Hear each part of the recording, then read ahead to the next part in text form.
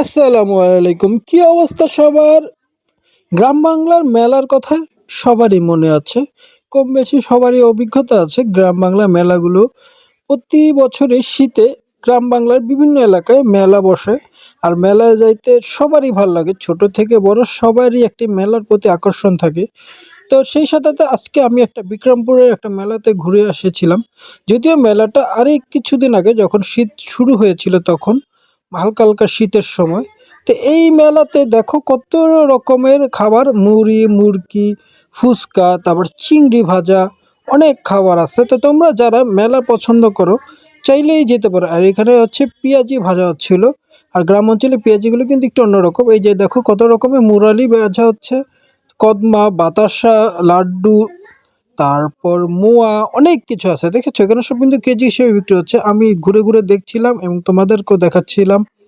আমার কাছে এগুলো খুবই, খুবই ভালো লাগে। আর এখানে পাঁপড় ভাজা হচ্ছিল।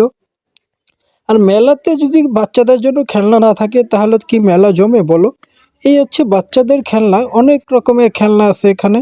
বাচ্চারা দেখে আর কান্না করে মেলার খেলনাগুলো কেনার জন্য। এটাই একটা মজা। আর এখানে স্ন্যাক্স আইটেম আছে অনেক রকম। তো আমরা এখান থেকে দেখে দেখে কিছু স্ন্যাক্স আইটেম নিচ্ছিলাম খাওয়ার জন্য। যদিও মেলার স্ন্যাক্স আইটেমগুলো একটু এই আনহাইজেনিক, তারপরেও আমরা হচ্ছে ট্রাই করে দেখছি আর কি, কি আর করা। যেখন যে পরিবেশে থাকবো সব পরিবেশে সব কিছুই মানিয়ে নিতে হয়, এটাই বাস্তবতা। যাই হোক, আমরা এখান থেকে দেখছিলাম কি কি ওরা তৈরি করতেছে, কি কি খাচ্ছে, কি কি বানাচ্ছে। এই যে আমাদের ভাগিনার অর্ডার দিচ্ছে কি কি নিবে। খাওয়া দাওয়া শেষ করে এখন খেলনা নিবে, তো আমরা খেলনা দেখতে এসে পড়লাম। এখানে অনেক রকম খেলনা বিক্রি হচ্ছে।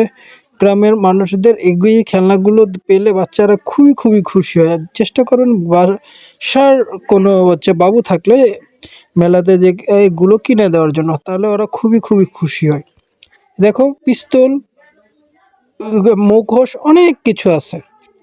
ওই যে খাবারের দোকানগুলো, আসলে মেলাগুলো আমার কাছে কেন জানি একটু আবেগের জায়গায় মনে হয় এবং খুবই ভালো লাগে। আমি গ্রাম অঞ্চলে গেলেই আশেপাশে কোনো মেলা হলেই চলে যাই মেলাতে ঘুরতে। আমার খুবই খুবই ভালো লাগে। তোমাদের কাছে কেমন লাগে অবশ্যই কমেন্টে জানাবে। আর এই মেলাগুলোতে কিন্তু গেলে বাংলার হরেক রকমের মানুষের আনাগোনা দেখা যায় এবং তাদের কালচার সম্পর্কে বোঝা যায়, দেখা যায় এবং অনেক কিছু কেনাকাটা করা যায়। এই মেলার শেষ ভাগ। মেলাটা খুবই ছোট ছিল, তো আমরা ঘুরে ঘুরে মেলাটা দেখছিলাম আর তোমাদের সাথেও শেয়ার করছিলাম। তোমরা যারা যারা এই টাইপের মেলাতে যেয়ে থাকো সবাই জানাবে।